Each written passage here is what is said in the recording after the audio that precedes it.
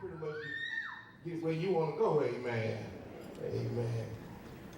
Psalms 24, very familiar passage.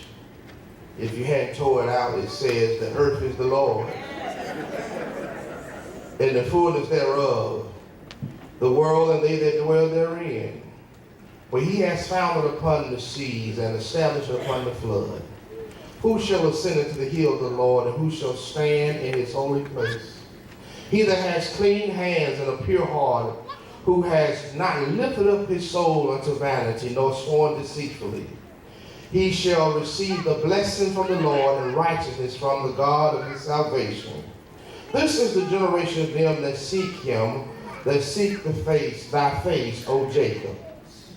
Salah is a music term that means pause. So when you read that, you don't have to say that. That really means pause and just meditate on what you just read.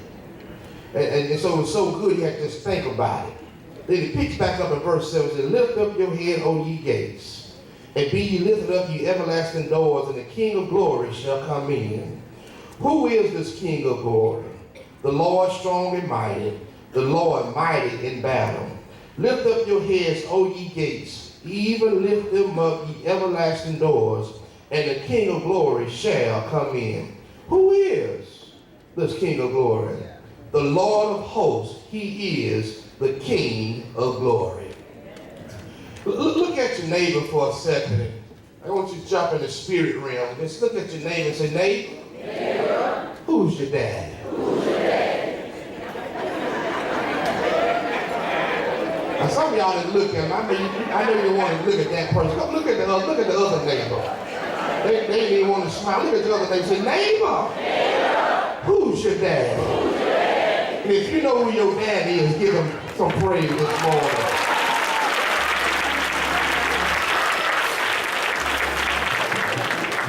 Well, Lamar, I'm not talking about Eugene Cook or Robert Morris or Abraham Bryant. I'm talking about the one that can cause the dew to fall on grass every morning. I'm talking about the one that when the doctors say we've done all we could do, he'll still send a healing your way.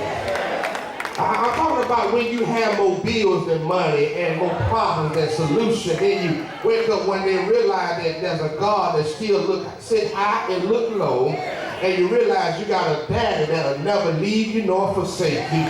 I'm talking about one that never sent a child support check but said you never miss a meal. I'm talking about a daddy that says when you're hungry, I'll become bread for. I'm talking about a daddy that says if you get thirsty, I'll be water for the thirsty. Anybody got a daddy in the building? I'm not talking about your biological daddy, your stepdaddy, your uncles, or your granddaddy. I'm talking about one that'll give you joy when you got hell all around you. I'm talking about one that'll give you peace when chaos is in the same house. If you listen, I had about 10 folks here that know that you got a daddy that'll never leave you nor forsake you. That's enough to give God a praise.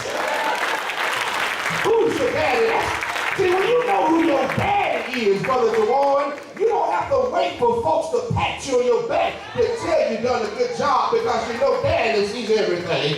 When you know who your daddy is, you don't have to wait for somebody to say, I love you, because when he woke you up this morning, you knew your daddy loved you.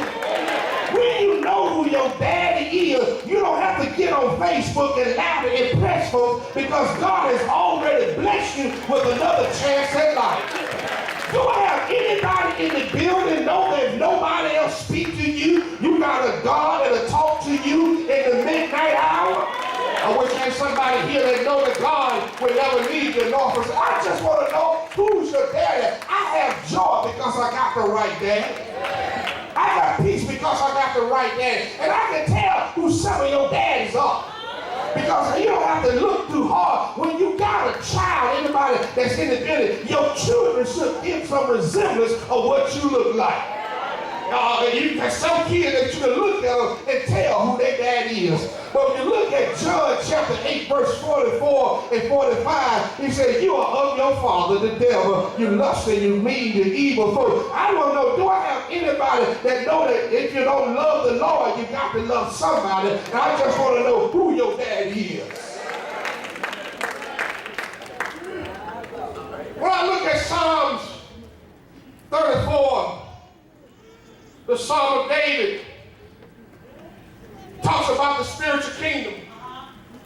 I talk about family first here, and I'm not talking about your biological family.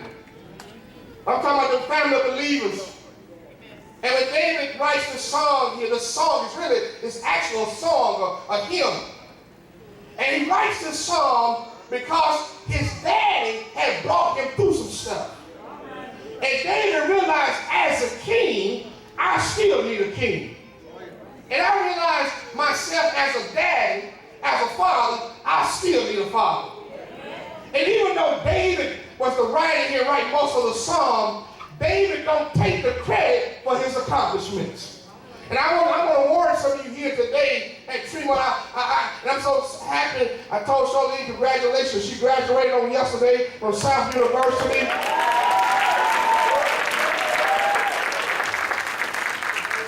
Listen, you graduate from South, to matriculate out of Savannah State, Georgia Southern. You can work 30 years on the job and retire. But you have what you have because of your daddy. I don't care how good you look or how sweet you smell. I don't care who your family may be. You are where you are because God has allowed blessings to fall your way. You don't have anybody that begins to realize after you have grown in God that it's not because of you. It's because you got a God that loves you. And when I talk about your dad, I'm not talking about your biological dad. I commend all the fathers, grandfathers, servant fathers. They're doing the best they can when they have so many challenges to raise children in this day and age. I commend you. But when we fail as earthly fathers, there's still another daddy that'll look out for you. See, I had a daddy that didn't take no stuff. And see, I'm weak as a daddy. My kids may not say, but I'm weak. My dad didn't have to say it but one time. Matter of fact, sometimes he didn't have to say it. He just knew. I had a dad that you could, when you know he got home, the wood needs to be in the house. And on Saturday morning, nobody slept past 7 o'clock. I had one of them dads that got off work to go to work. I had a dad that drove the car, pumped the gas, paid the bills. Y'all got quiet real quick, like. And ladies, let me help y'all out. This is another message. But when you picking your daddy, don't just pick him for those 15 minutes.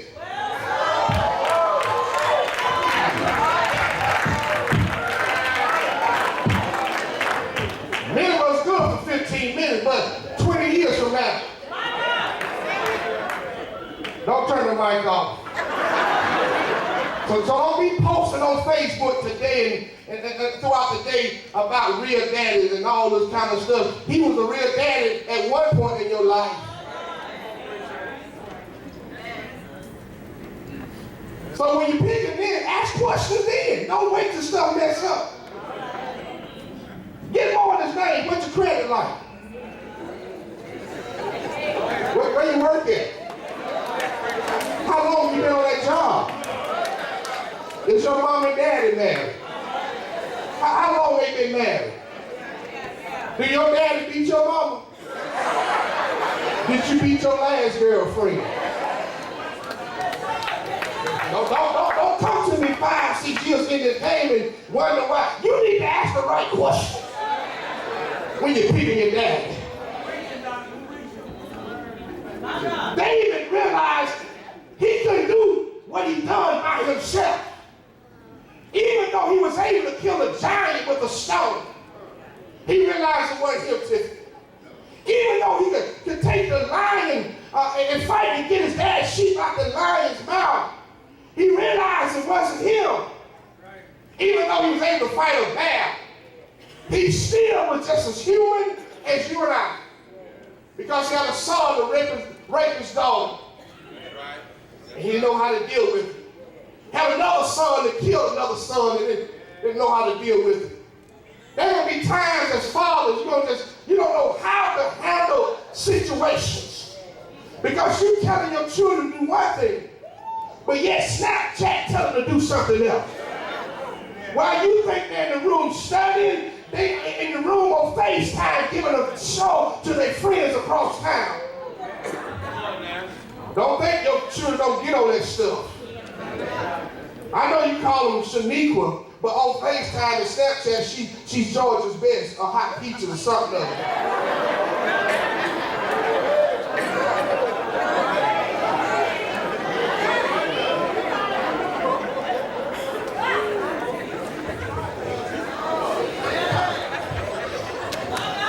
And see, this is how you know they tell all the other children do it. You got to realize dads have a tough time in this day and age. And then sometimes they have trouble from the outside. Because the same folks telling men not to beat the children are the same ones beating them in the streets and putting them in jail. So mamas, if your husband, your baby daddy is not doing what he should be doing, instead of talking about him in the street, fall down on your knees and talk to the Lord. And when David began to grow in God and realize he's a great king, he realized he wasn't the king he was because of himself. He began to get accolades to David, and David realized, I'm not the shepherd that I am by myself. Because in Psalm 23, he reminded him that the Lord is my shepherd. I shall not go. Then he jumped down in Psalm 24 and said, not only the Lord is my shepherd, but the earth is the Lord's, and the fullness thereof. And not only that, but everything that dwells therein. And because God is the God of my life, he's the king of my life, there's nothing I can't do by myself. So three things I want to give you today as we celebrate fathers. And fathers, I want you to leave here demanding a dinner be made, or you taking out to dinner today. You may not get it, but at least demand it. It's the only day you get a pass. Don't turn the stove on, at least let them turn it off, amen. Something may hop on it, amen. I want to tell you what he does, what he has, and who he is. First of all, what he does. This king, this father, a father's love is unconditional. David realized this because David had some mistakes happen in his life. Now, some people say, I just stumbled, I made a mistake. No, David purposely made some mistakes. But God still loved him because he was his father. I'm going to tell you, mamas and papas, I know you watch stuff on TV, but I don't care what your child do, you should still love him unconditionally. If he end up in prison, you still love him. If he end up gay or lesbian, you still love him. If he get 10 DUI, you still love him. If he cheat on his wife, he gets fired from his job. Daddy, you still love your child unconditionally, because if you don't love him, the rest of the world sure won't do it. God loved David despite his mistakes. And I'm so glad I don't have to wait till folks love me after I get perfect. I got a God that loves me right now. See, some of you wait to get people right before you love them. Listen, God loves us right where we are in the midst of our mess. You got a God that still loves you. Do I have about 3 people with me that know that's my station? I got a Father that loves me unconditionally. That's who he is. When he loves me unconditionally. Not only, when you look at what he does, not only does he love me unconditionally, but he put his children first. A real dad would put his children first. Because when you become a parent, your life ends as it once was. See, if it was just me, I could sleep in a putt tent. But I got children. I can go use the bathroom outside. Go ahead. But I got a wife and family. Our Father put himself first. Jesus put others before him. God bless others. And see, a real father, if he bless everybody else, God will take care of him. So David realized God bless me, give me a good bless me. A real father not only love me unconditionally, but he put his children first, but he also look for his children's future. You are concerned about the future of your children. That's some things your parents should see you, your children should see you do. If you're still struggling with smoking dope, I know they didn't come this Sunday, but tell them. You should be smoking dope with your kids.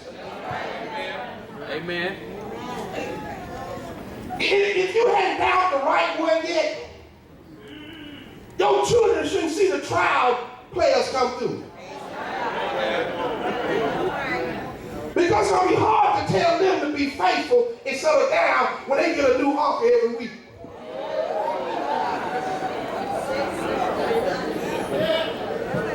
I'm going to St. Louis after this. I've already been paid for. You ought to be concerned about it. That's why I'm so concerned, because when I was a child, that's the stuff I could get away with. But now, if my child do the same thing, they become a felon. That's the thing. I can say to little Sally and Amy and all of them as a child in school and get away with it. But if Principal Gilmore get the report that one of her students did the same thing, she got to expel them and call the police. So who my dad is, he's concerned about me. He loves me unconditionally. But what he has. One thing my dad used to tell me, Sarah, he said, listen, don't ever call me for stealing. Amen. Amen. Because I got all these paintbrushes and ladders and trucks around here. You can go make some money. And so we see, not only do we see what God does, but you see what does he have? He said the earth is the Lord's and the fullness thereof. Dad was telling me you don't have to steal because I got everything you need here at the house. And when you realize who your daddy is and what your daddy have, you don't have to go take from everybody else.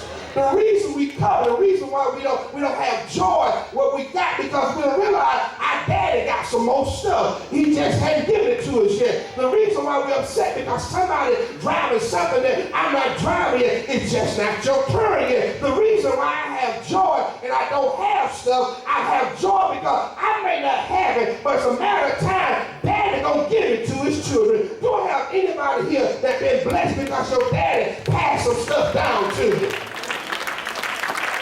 We realize what your daddy really got. That's some stuff you don't have to worry about.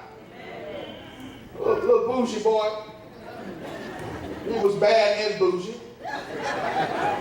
He was bragging to his friend about his daddy yacht. He was bragging about his daddy could marry. Little humble boy never said a word. Ragged clothes on, the boy kept on bragging about what his daddy had. I got a big house on the hill. My daddy got this and got that. And the other boy was trying to make fun of the poor looking boy. And he looks at, well, what do your daddy have? He said, my daddy owned a cattle on 1,000 years. You got to realize that if your daddy is God and you don't have it, doesn't mean your daddy don't have it to give to you. It's just a matter of time. Do I have anybody in the building say, I'm next in line for a breakthrough. I'm next in line for a blessing. It may not be my day for my healing, but healing is on the way. That's why I shout. That's why I praise God, because my daddy got all power in his hand. So we see what our father had. And see, when you know what your daddy got. So that's why some of the kids that hang out with your kid that's a different race than your boys and girls, when they get in trouble, they don't worry because they know they got uncle that's downtown. They know what their daddy owns. My daddy got friends downtown. And we don't have that, but when you know you got a God that'll change the mind of a judge. Give your child another chance. Because Big Mama been praying, Grandmama been praying. Don't you know it's good to have the right daddy? Now, number 3, not only we see what he does, what he has. But I don't want you to leave here without knowing who he is. Who is your God? Tell him, lift up ye gates, and you lift up ye everlasting doors, and the King of glory shall come in. And if somebody don't know who your daddy is, this is what you tell him. The Lord of hosts is the King of glory. God is my daddy. God will take care of every need that I have. That's who he is. And when you realize who he is, you can realize who you belong to. And when you realize who you belong to, you can realize who you are. That's why some of you still waiting to praise God, because you don't realize who you belong to. And when you realize who you belong to, you know God will never leave you nor forsake you. That's why Big Mama can praise God and never worked a day in her life, never went to college, didn't finish high school, but she knew who she was. Do I have anybody in the building that know who you belong to? I may not have what others have, but I know who I belong to. When you know who your daddy is, he will take care and supply all of your needs. I got to get out of here, got to head north a little bit, but I got to tell you a story. When I was in the military, I came home and my daddy, he was a professional painter. He painted for the Board of Education. He painted colleges. He painted $1 million homes, and Daddy took care of the family. He farmed in Eden, took care of the farm. But one day, he didn't go to the farm. He went to a job. I came home, and my daddy said, go to the local paint store and pick up 15 gallons of paint for me. And I said, Dad, I'll go pick up the paint. I went to Sherman-Williams, which was the paint store. I said, I need 15 gallons of this type of paint. He mixed up the paint, but I realized my daddy didn't give me no money. I said, don't finish just yet. Let me go back and talk to my daddy. I went back on the job site and said, Daddy, they got the paint, they mixed it up, but you didn't give me no money. He said, you went to Sherman-Williams where I told you to go, right? I said, yes, sir. He told me the paint, I need it. I said, yes, sir. He said, why you don't have the paint, sir? He said, I didn't have no money. He said, well, the problem is you didn't tell him who your daddy was. See, when people find out who your daddy is, my daddy said the price for the paint has already been paid. If the only thing you got to do is just go pick it up. What are you trying to tell me, Reverend? Some of your victories has already been paid for. Some of your breakthroughs has already been paid for. The only thing you got to go do is just pick it up. Get off your seat and do nothing and pick up your joy because of who your daddy is.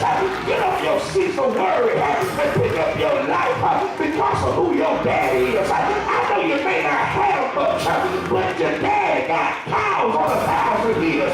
You may not drive a Mercedes, but your daddy ride on a cloud. Do I have anybody here that know who your daddy is? He's a breakthrough for Abraham. He's a wheel in the wheel for Ezekiel. He's Noah's ark. He's Ezekiel waymaker. He's a battle act in a time of storm. I wish I had somebody here know that he's a lily in the valley. He's a bright and morning star. Look at somebody and tell him, I know who my daddy is because he woke me up this morning. He started me on my way. Stop looking for a child support check and look to your daddy and supply all your needs. Don't you know your daddy will give you strength when you're weak? Your daddy will pick you up when you fall down. He'll dust you off. I wish I had somebody here that say, my dad is such a good daddy. And there was a blind boy that could not see. And my daddy took some mud and rubbed it on his eyes. And he could see like never before. My daddy is such a good daddy. And he took 2 fish, 5 loaves of bread, and fed over 5,000. I wish I had somebody here that know about my dad. One day my dad, he borrowed a donkey, rode into town, borrowed a cross he won't use for a little while, borrowed a grave, and gave it all back after 3 days. When he got up with all power in his hand, don't you know my daddy give me peace? My daddy give me joy when I have trouble.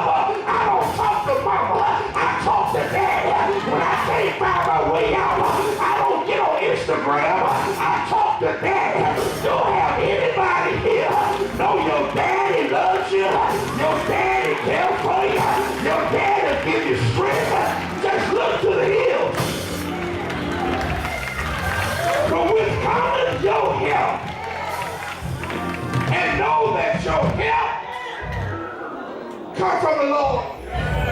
Give God a hand praise. What he does, what he has, and who he is. I've been placing Malachi and Quentin run around nowhere around me. And people say, go to my wife, say, I don't know you, but those kids belong to that man up there. I've been trying to get them out the wheel, but they look too much like me. And I was told if I do that, go to court, they'll put me under the jail. The reason I can't deny them, Sister Richardson, is because they look too much like me. When you look like Jesus, it can't be denied.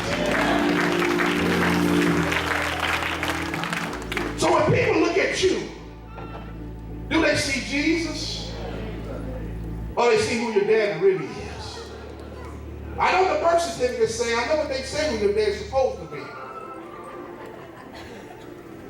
But do you represent a God that say, I love everybody, I forgive everybody, I give up my right for their wrong?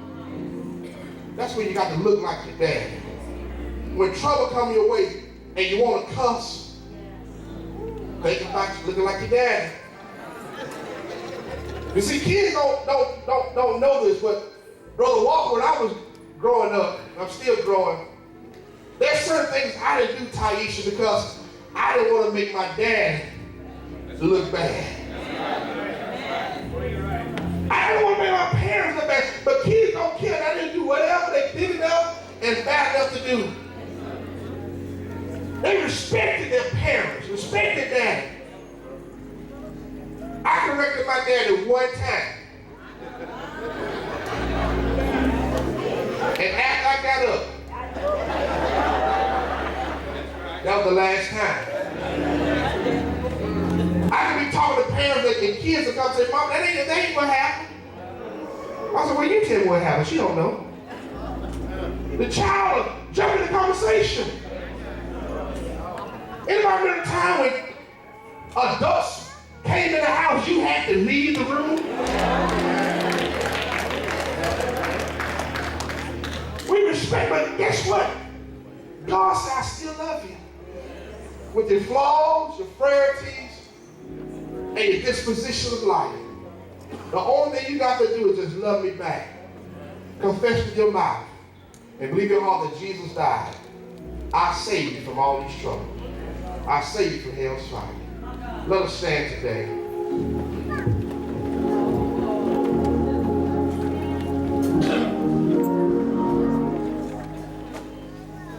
David wanted the world to know that even though I'm king, I got another king. That's my dad. As a father, I'm not a perfect father, but I serve a perfect father. Nobody in this room a perfect parent, but we all got a dad. My biological dad had been gone 6 years. And when he was gone, I had looked at my other dad. Sometimes God will take the crutch you've been leaning on and you realize he was the one holding up the crutch in the first place. So if you don't know Jesus, this is your invitation to come and accept him as your Lord and Savior. Don't have one of my deacons to greet you now that want to come and accept Jesus. Come. One of the most difficult things to do is find yourself in a storm. While in that storm, it seems like everyone who you thought you could count on has walked away. Sometimes it seems like even God himself has forgotten about you. But in spite of that, to still be able to lift your hands and say, Lord, I trust you.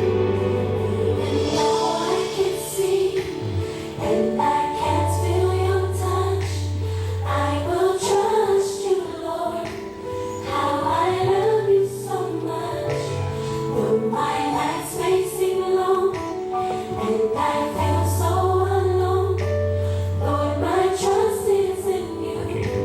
say. I surrender to you.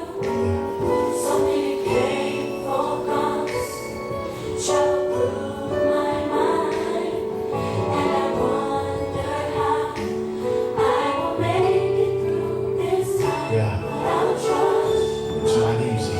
Lord, it's not easy. Sometimes the pain in my life Makes you seem so far away. far away. Without trust, Yeah. I need to know your As long as I know you're here, Father, I know I can make it. through the tears and the pain, Thank you, Jesus. the heartache and rain. I'll trust you. Oh God, I trust you. Sometimes it's so hard because everything that I see tells me not to believe. Everything that I see tells me not to believe, but I'll trust you, Lord. You have never found me. My past still controls me. Things that happened to me 10 years ago. This hurt ever leave. Yeah. I can only trust you. No one loves like you But do. it's the thoughts in my mind. So many painful thoughts travel through my mind, and I Wonder how I will make it. I will make it through. Oh God, but I trust you. Without trust, Lord, it's not easy. Sometimes the pain in my life, Sometimes the pain oh God, it makes you seem so far away. Can I get a witness, somebody? But God, I trust you. I need to know you're here. Through the tears, Through the tears and the pain, through the heartache and rain, anybody ever had to cry late in the midnight hour? tears and the Every tear you had to cry. Through the heartache and rain. Come on, take it out through the tears. Oh, that's right, through the heartache. Listen, somebody's going through something right now. The devil's trying to convince you that there's no way you can make it out. He says you're not going to be able to get out of this situation, but I wish somebody would make the devil out